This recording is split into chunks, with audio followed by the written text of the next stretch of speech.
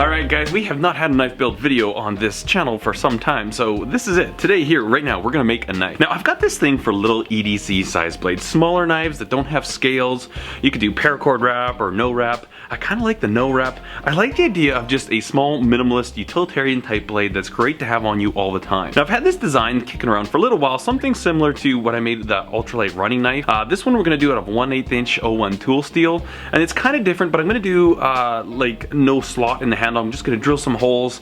It'll probably be unfinished, so there'll be no paracord, no handle or anything like that. I'm gonna make it sized so that even without any type of handle material on there, it should still feel comfortable in the hand and still be somewhat useful. I might end up doing a paracord wrap, a different type, I'm not entirely sure, but let's just make a knife.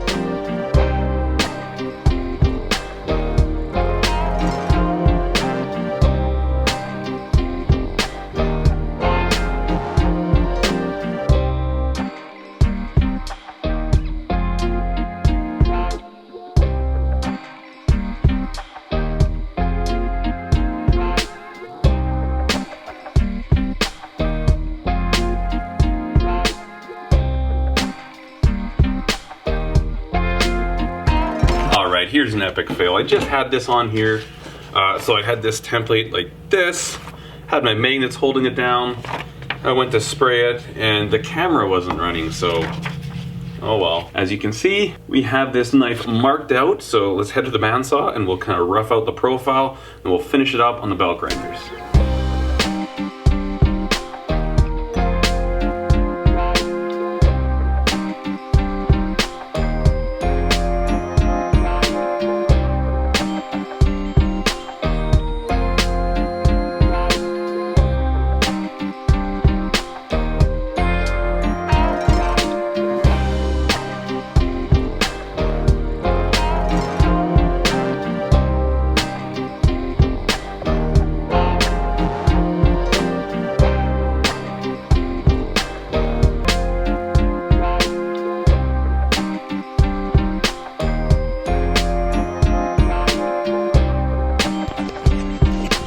Alright, so we got the knife roughed out, and what I want to do, since it's a prototype, I'm not sure if it's showing up too well. Let me just see if I can adjust the camera here. You see those slight imperfections, like right there, there's a little divot.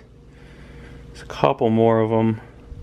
But what I want to do is get this really nice and flat, and to do that I'm going to use a technique called draw filing, and I'll show you. I'm just going to set the camera up and I'll kind of explain to you exactly what it is. Alright, so draw filing is a technique where you use the single cut side of a file. So this here is like a Nicholson axe file or a Mill Bastard file. We've got the single cut, so there's only teeth going this direction. This is a cross cut, so it's got teeth going both ways. You need to use the single cut side. And for most files, when you're draw filing, you need to hold the file in your left hand. Let me move this out a bit. So I've got the file in my left hand and I'm going to be cutting towards myself. And what you do for this is you put the file perpendicular to the workpiece that you're filing and you just drag it back. And there's no movement side to side. It's pretty much a straight motion back. You need to kind of brace yourself because the teeth naturally kind of push it. But if you can just kind of pull straight back,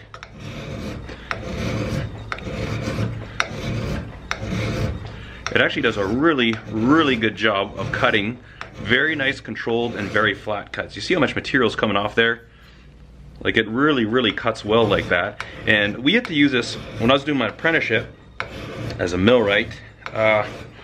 We had to draw file to get things perfectly flat and parallel when we were making our own like machinist blocks and stuff like that. And it's a really, really handy technique when you want to get something nice and true and flat and take out the high spots.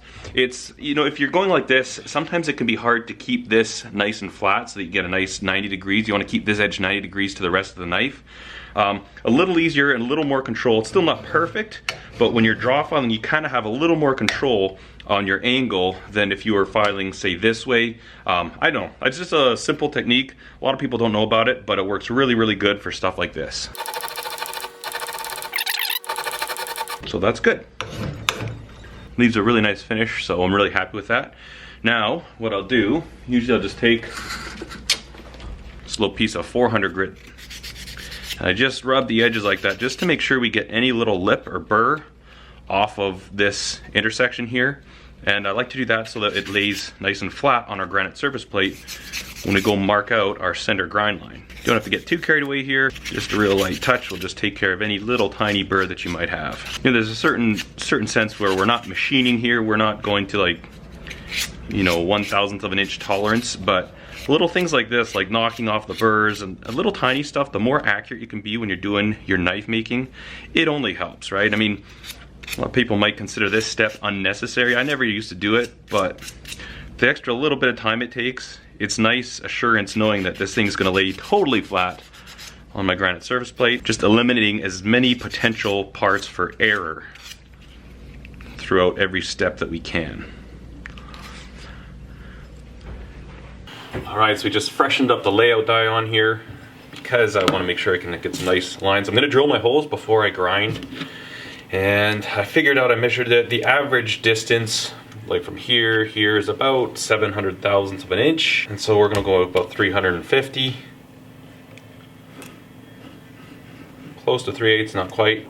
Let's you know what, let's commit to some locations here. That's good too. Okay, so 2.34 divided by 3 sections, 0.78. Let's see if we have this math figured out right. Okay, so this, if we go like this, mark that out there, mark this out here. Oh, that's good. And now we've got a fairly accurate hole layout.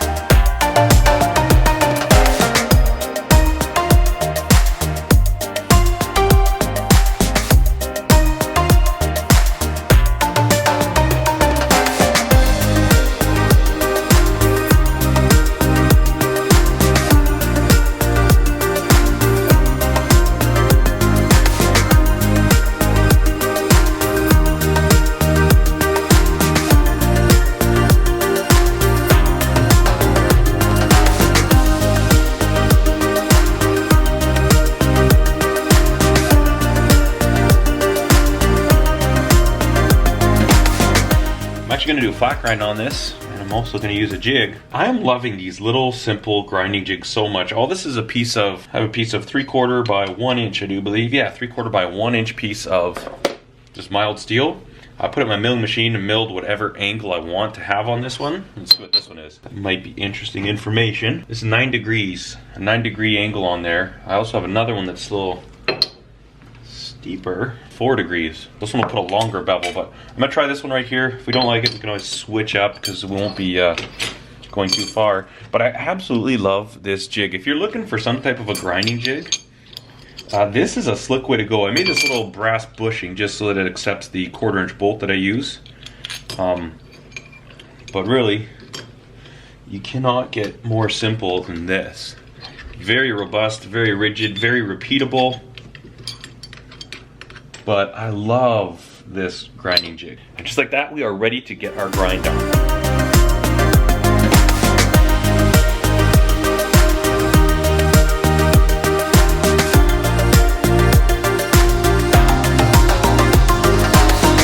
Okay, so I was changing out my little jig, and I dropped my little brass thing into my water. Ay, ay. But the good news is, got a super duper picker upper. See if we can get this thing.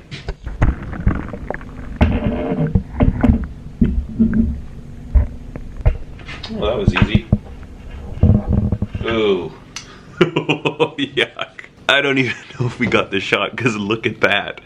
That is gross. These cameras, they just get abused. I tell you what, nobody respects the GoPro. Oh, just put it into a tank full of grindy dusties. I'm sorry, little buddy, but at the same time, that's why I got you. You be alright. Okay, let's finish up these pebbles.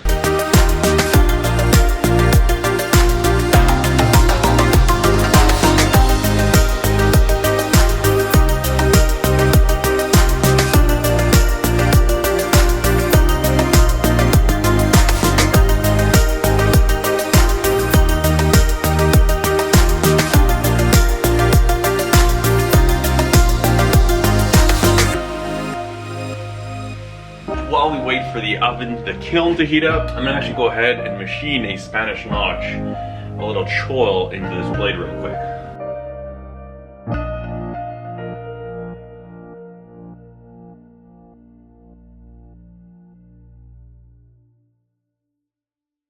And there is the Spanish notch right there. I really like those because they give a nice definite edge, a stop to your edge when you're sharpening. I wanted to use my milling machine so I could place it exactly where I wanted it. Sometimes when I'm using files, it's hard to put it exactly where you want. So that's the reason I put it in the milling machine. Boom, we can stick it exactly where we want. And then I'm gonna go in there now and just kind of clean that up with a file.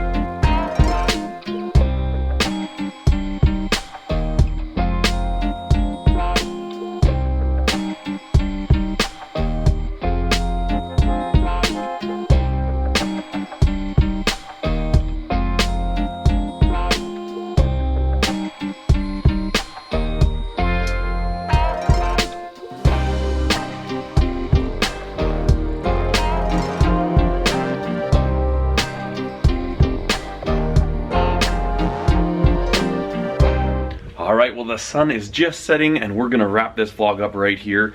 We got this thing heat treated and tempered and it came out nice and straight, pretty happy with that. This is a very light knife and I kind of like it.